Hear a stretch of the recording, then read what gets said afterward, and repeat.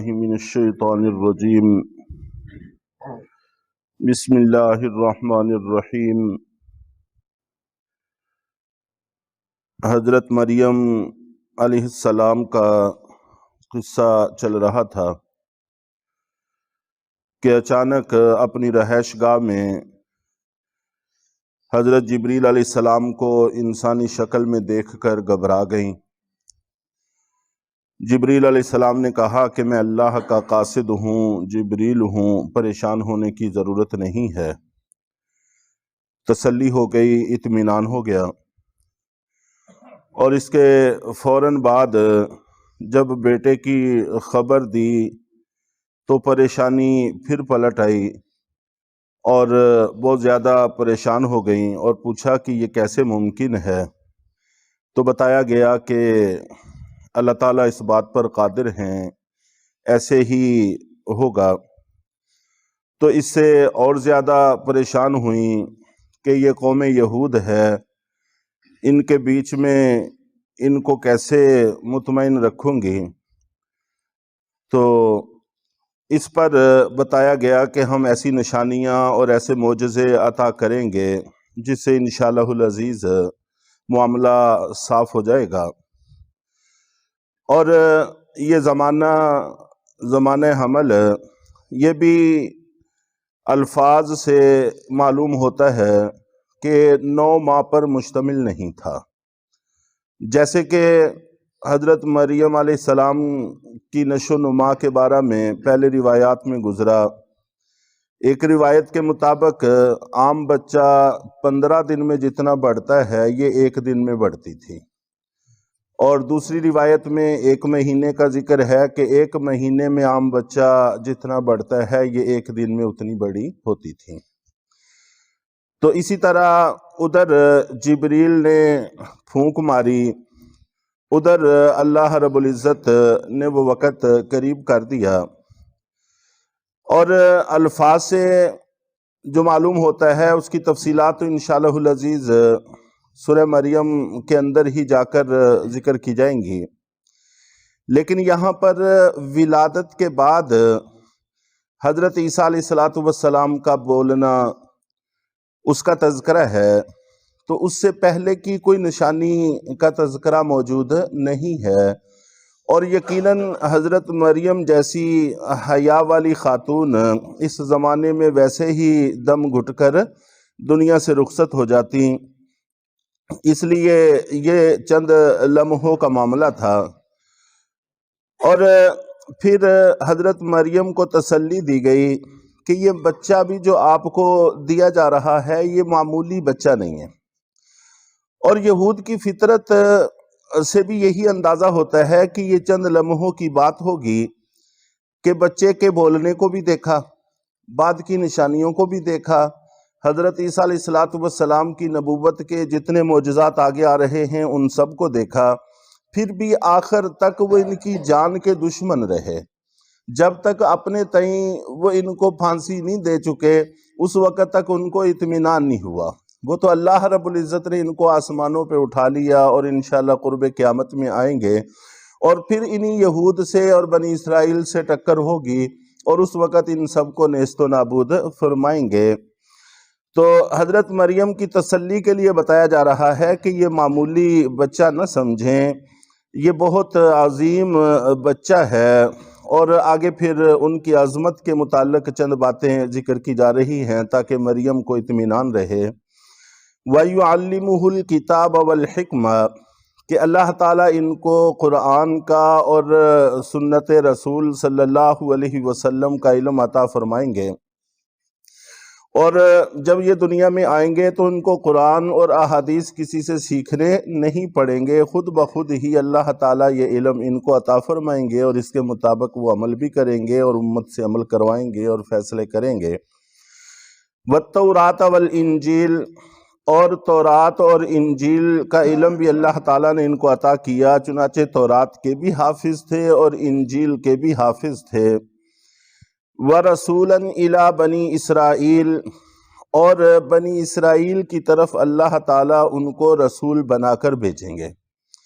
چنانچہ نبی بہت سارے ہوئے ہیں، لیکن ان میں سے برگزیدہ ترین طبقہ رسولوں کا ہے جن کو اللہ نے نئی شریعت عطا فرمائی، ان کا ان میں شمار ہوگا۔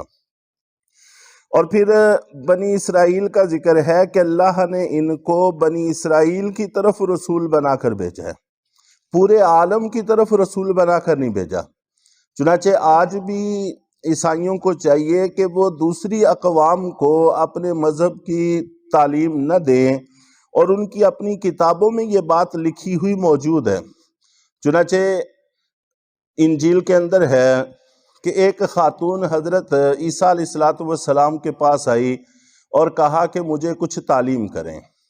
حضرت عیسیٰ علیہ السلام نے فرمایا کہ تم کون سے قبیلے سے تعلق رکھتی ہو؟ اس نے کہا کہ کنعان سے۔ تو فرمایا کہ میں صرف بنی اسرائیل کی طرف رسول ہوں اور ان کے علاوہ باقی کی طرف رسول نہیں ہوں۔ چنانچہ اس نے اچھی خاصی منت سماجت کی، لیکن حضرت عیسیٰ علیہ السلام نے ان کو کوئی تعلیم بھی ارشاد نہیں فرمائی۔ جس وقت وہ عورت مایوس ہو کر چلی گئی تو بعد میں شاگردوں نے پوچھا، صحاب عیسیٰ علیہ السلام نے پوچھا کہ آپ نے ان کو تعلیم سے کیوں محروم رکھا؟ تو فرمانے لگے کہ میں صرف بنی اسرائیل کی طرف رسول ہوں، باقیوں کی طرف رسول نہیں ہوں۔ تو جو دعویٰ ان کے نبی کا تھا، تو اگر قائم رہنا بھی ہے تو کم سے کم اسی حد تک قائم رہنا چاہیے۔ عالمی نبی یہ صرف نبی پاک صلی اللہ علیہ وسلم ہیں، پورے عالم کو دعوت دینا صرف انہی کا حق ہے، ان کے علاوہ اور کسی کا حق نہیں ہے۔ یہ قرآن و سنت سے ثابت ہے۔ تو یہ رسول ہوں گے بنی اسرائیل کی طرف۔ انی قد جئتکم بآیۃ من ربکم، کہیں گے کہ میں تمہارے پاس تمہارے رب کی طرف سے نشانی لے کر آیا ہوں، تو چنانچہ اس نشانی کو دیکھو اور نشانی کو دیکھ کر ایمان لے آؤ۔ آگے پھر ان نشانیوں کا تذکرہ ہے، انی اخلق لکم من الطین کہیئۃ الطیر فانفخ فیہ فیکون طیرا باذن اللہ، کہ میں تمہارے سامنے مٹی سے پرندے کی ایک صورت بناتا ہوں، پھر میں اس میں پھونک مارتا ہوں تو وہ پرندہ ہو کر اللہ کے حکم سے اڑنے لگتا ہے۔ چنانچہ حضرت عیسیٰ علیہ السلام مٹی سے پرندے کی ایک شکل بناتے تھے اور پھر اس میں پھونک مارتے تھے تو وہ سب کے سامنے اڑنا شروع ہو جاتا تھا، اور جس وقت لوگوں کی نظروں سے اوجھل ہو جاتا تھا تو پھر وہ مٹی بن کر ختم ہو جاتا تھا، تاکہ اللہ کی مخلوق اور اللہ کے علاوہ کی مخلوق میں کوئی خلط ملط نہ ہو جائے کہ کل کو آنے والے لوگ کہیں کہ یہ تو چیزیں اللہ کی مخلوق ہیں اور یہ چیزیں حضرت عیسیٰ علیہ السلام یا فلاں کی مخلوق ہیں، اس طرح کا کوئی خلط ملط معاملہ پیش نہ آئے۔ چنانچہ یہ باقی نہیں رہتے تھے۔ اور اسی طرح یہ بات میں پہلے بھی عرض کر چکا ہوں کہ شکلوں کا مسخ ہونا یہ اللہ رب العزت اتنی جلدی سے نہیں کرتے، بلکہ بہت احتیاط اس میں برتی جاتی ہے، انسانیت کی شرافت کا پاس رکھا جاتا ہے۔